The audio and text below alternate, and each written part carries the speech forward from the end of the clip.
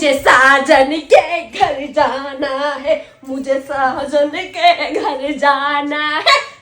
कसला साजन आणि कसलं घर. आता बस घरात, कारण तुझं झालंय गुळीगत ब्रेकअप.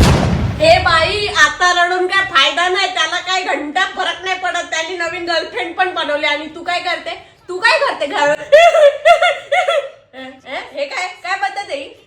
उठ जरा, मेकअप पिकअप कर, पार्टी विटी कर. मेरे सही आज मैंने ब्रेकअप कर लिया.